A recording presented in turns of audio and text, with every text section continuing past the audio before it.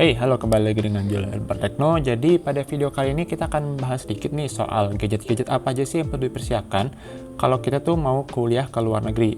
Jadi di kala-kala seperti ini, dimana mungkin pekerjaan itu lagi agak sulit cari, atau bahkan mungkin sebagian dari kalian terpaksa harus mundur dari pekerjaan karena memang kontraknya tidak diperpanjang atau kendala lainnya, melanjutkan pendidikan, misalnya ke S2, atau mungkin bahkan kalian yang mau S3 karena sudah mantap untuk menjadi peneliti atau jadi dosen gitu ke depannya, itu merupakan salah satu opsi yang menurut saya cukup baik lah belakangan ini. Belum lagi beberapa universitas nih yang saya tahu di luar negeri sana itu sudah memberikan opsi kalau Anda itu nggak bisa langsung berangkat ke negara tujuan, ya nggak apa-apa, Anda ikut kelas online dulu. Jadi begitu border dibuka untuk negara kita, barulah kita berangkat. Nah, begitu saatnya kita akan berangkat ke luar negeri, itu gadget apa aja sih yang perlu dipersiapkan? Kalau menurut saya sih nggak perlu banyak-banyak ya. Di sini saya akan sebut yang penting saja, yang esensial saja. Jadi sisa uangnya itu bisa dipakai untuk beli stationery seperti buku atau pensil atau tulis lainnya, dimana itu menurut saya masih sangat penting meskipun zaman sudah maju. Atau uangnya itu disimpan untuk kita gunakan nanti untuk bayar asuransi kesehatan misalnya, atau karantina di negara tujuan, karena yang saya tahu juga memang beberapa negara itu sedang menaikkan tarif asuransi bulanannya, dan karantina di beberapa negara juga itu biayanya cukup mahal ya, mungkin kalau dirupiahkan tuh bisa belasan sampai puluhan juta bahkan untuk 2 minggu aja. Kita langsung masuk aja ke bahasannya. Jadi gadget pertama yang menurut saya cukup penting untuk dimiliki ya tentu saja smartphone ya. Smartphone ini ya mungkin udah jelas lah kita pasti bawa smartphone kan ke luar negeri, tapi tar dulu, menurut saya ada beberapa spesifikasi smartphone yang cukup harus dipertimbangkan kalau kita mau ke luar negeri. Pertama itu adalah soal dual SIM ya. Jadi kalau kita ke luar negeri itu kemungkinan besar kita akan ganti nomor, karena kalau kita itu ke luar negeri, kalau kita pakai nomor Indonesia terus kan artinya kalau kita terus-terusan beli paketnya Indonesia di luar negeri bisa jadi sangat mahal. Jadi sebaiknya kita pakai nomor di negara tujuan aja sehingga kita bisa menghemat banyak uang. Belum lagi di beberapa negara seperti misalnya di Korea, di mana saya sekarang berada, itu banyak sekali administrasi yang membutuhkan nomor Korea. Jadi nomor-nomor dari Indonesia ini atau nomor negara lainnya itu nggak bisa berlaku untuk administrasi. Di form-form pengisian nomor itu sudah difikskan angka di depannya, misalnya 010, di mana untuk nomor HP Korea itu biasanya depannya adalah 010 tadi. Tapi tetap kan kita nggak mau nih nomor kita tuh hangus, dan mungkin juga beberapa dari kalian itu punya sistem M-Banking ya, internet banking lah, dimana kalau kita mau login ke aplikasi itu kita harus masukin kode autentikasi, dimana kode autentikasi tadi itu biasanya dikirimnya kadang ke WhatsApp atau yang lebih umum menurut saya ke SMS, sehingga menurut saya ada baiknya kalau nomor Indonesia kita tetap dipertahankan untuk menyala sampai kita beres kuliah. Belum lagi urusan nomor ini juga penting untuk autentikasi beberapa chat apps ya, misalnya seperti WhatsApp atau Line, itu biasanya secara berkala mereka akan cek apakah nomor telepon kita tuh masih di dalam HP yang kita sedang pakai ini. Oke, fitur kedua yang menurut saya nggak kalah penting untuk dimiliki di HP Anda ketika Anda berada di luar negeri adalah NFC. Jadi sebagaimana di Indonesia mungkin udah pada tahu ya, kalau NFC itu bisa dipakai untuk membaca e-money gitu. Nah, di mana di luar negeri itu kita sehari-hari untuk transportasi, misalnya naik bis atau naik kereta, saya kira hampir semua negara maju itu sudah menggunakan digital money dalam bentuk kartu ya. Jadi kita buka aja aplikasinya. Kalau di sini saya satuannya won, di sini kelihatan masih 0. Kita tap di belakang kartunya sini. Nah, keluar sisa saldo yang dimiliki pada kartu tersebut. Jadi kalau secara fitur menurut saya yang paling penting untuk HP itu ya cukup dual SIM-nya aja. Jadi fitur-fitur lainnya ekstra lah. Meskipun di negara tujuan tuh udah 5G, belum tentu kita harus punya 5G. Menurut saya 4G itu masih banyak banget kok. Bahkan saya di sini aja cuma pakai 3G karena paket 4G dan 5G-nya mahal, dan WiFi itu di mana-mana, jadi saya nggak perlu untuk pakai 5G lah.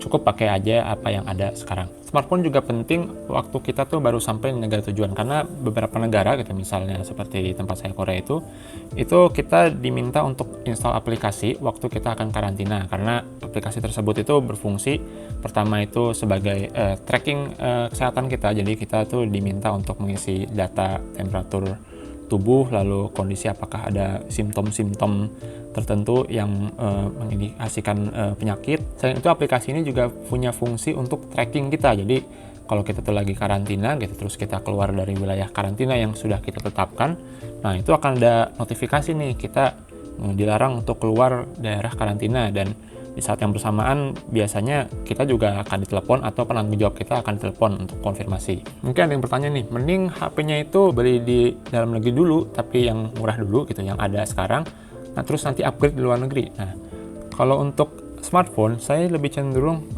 memilih untuk belinya di dalam negeri aja.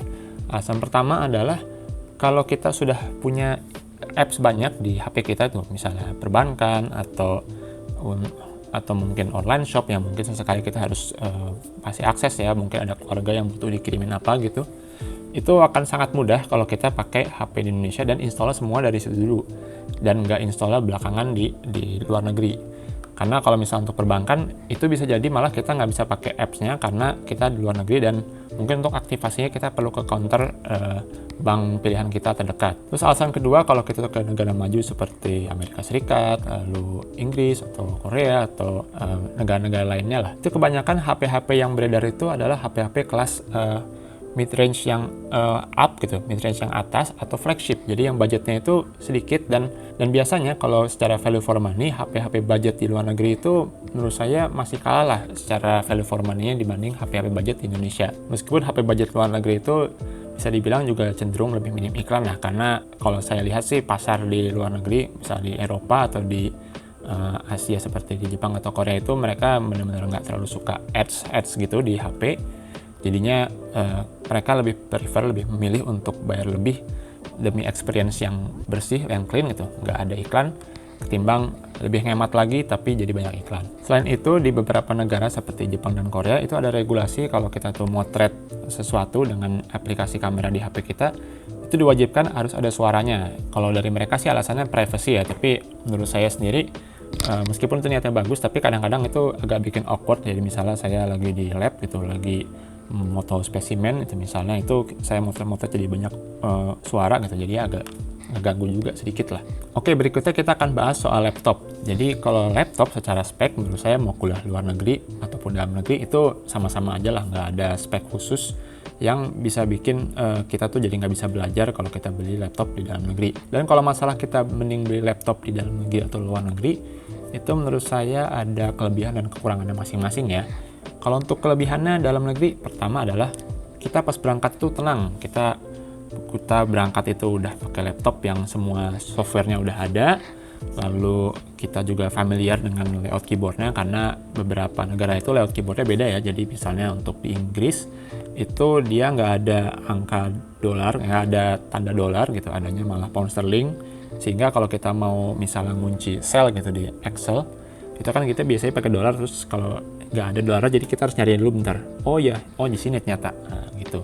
Meskipun itu semua bisa diubah di settingan Windows ya. Lalu kalau kita ke negara seperti Jepang dan Korea, jelas di keyboardnya selain Q, W, E, R, T, Y ini ada huruf-huruf hiragana, katakana, atau di Korea ada hangul.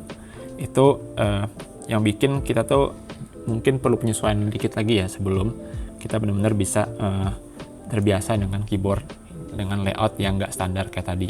Lalu sama seperti smartphone, pasar laptop mid-range ke bawah itu biasanya juga jauh lebih murah kalau kita beli di Indonesia ketimbang kita beli di luar negeri. Tapi ada juga beberapa kelebihan yang bisa kita peroleh kalau kita beli laptop di luar negeri.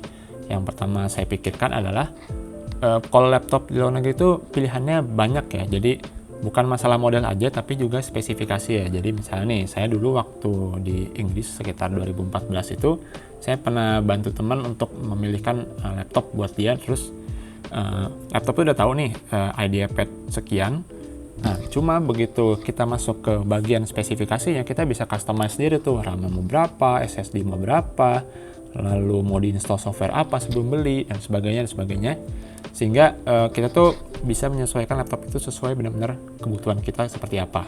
Lalu yang kedua, ini masalahnya itu saya sejujurnya masih belum 100% yakin di sini, tapi ini adalah masalah voltase. Jadi standar voltase negara itu beda-beda ya, di mana untuk negara ini mungkin voltase sekian, negara lainnya voltase sekian, dan Indonesia dengan negara lain itu belum tentu sama. Misalnya waktu saya di Jepang itu, seingat saya dia lebih rendah voltasenya, sehingga kalau kita nyolok elektronik tertentu ke colokan Jepang itu belum tentu kita bisa langsung nge-charge itu kalau misalnya HP. atau kalaupun ngecharge dia agak lebih lambat dari biasanya karena ya tadi lebih rendah voltasenya. Sementara itu kalau kita beli laptop luar negeri, biasanya pas kita beli laptop itu kita dapat charger adapter yang sudah menyesuaikan dengan voltase di negara tersebut, sehingga laptop tersebut bisa tercharge secara optimal. Oke, tadi itu buat laptop. Sekarang kita bagian terakhir nih. Udah terakhir nih, nggak usah banyak kan? Yaitu adalah soal adapter. Jadi sebelum Anda berangkat, pastikan dulu nih Anda tahu di negara tersebut colokan itu bentuknya seperti apa sih? Ini misalnya nih, ini Indonesia tuh seperti ini nih. Jadi ada 2 bulat seperti ini. Tapi ini juga sama seperti yang ada di sebagian besar negara Eropa. Lalu di Korea juga seperti ini. Tapi kalau Anda ke Inggris itu misalnya, bentuknya tuh pipih seperti ini ya. Jadi beda negara, beda colokan. Pastikan dulu Anda belajar sebelum Anda berangkat. Dan kalau saya pribadi, saya lebih cenderung untuk membeli bukan model yang seperti ini ya. Ini yang multi adapter, jadi ada yang Eropa, ada yang Amerika, ada yang negara lainnya. Ini saya nggak terlalu suka sebenarnya, tapi saya waktu itu kelupaan dan saya beli apa yang ada di dekat kampus dan nemunya yang seperti ini. Hal ini dikarenakan kalau yang model seperti ini nih cenderung dia pertama gampang rusak karena banyak sekali moving parts ya, banyak sekali bagian-bagian yang bergeser seperti ini, yang keluar lah, ada sistem penguncian lah dan sebagainya. Dan yang kedua biasanya tuh ukuran besar, jadi ini pasti makan tempat banget kalau Anda tuh mau nyolok sesuatu di kamar Anda gitu atau di tempat kerja Anda nanti, sehingga menurut saya kurang nyaman lah. Mending Anda tahu dulu model di negara tujuan itu seperti apa, lalu belilah khusus yang bentuknya untuk negara tujuan tersebut. Oke, tadi itu semua yang penting, jadi sisanya menurut saya gadget-gadget yang bisa dibilang non-esensial lah. Mungkin kalau ada yang nanya, kalau tablet gimana? Ini tablet itu penting nggak kalau kuliah luar negeri? Menurut saya nggak penting-penting amat juga. Kalau Anda sudah punya laptop, semua dokumen harusnya tetap bisa dibaca di laptop. Meskipun kalau tablet ini ada kelebihannya sedikit kalau Anda di negara maju ya, di mana banyak wifi sehingga Anda bisa mengakses data Anda dimanapun Anda berada, meskipun kapasitas storage internal dari tablet Anda itu sedikit. Oke, demikian aja video dari saya. Silahkan like video ini jika dirasa bermanfaat, subscribe jika tidak ingin ketinggalan konten dari lembar teknologi lainnya. Saya Jul dan terima kasih telah menonton.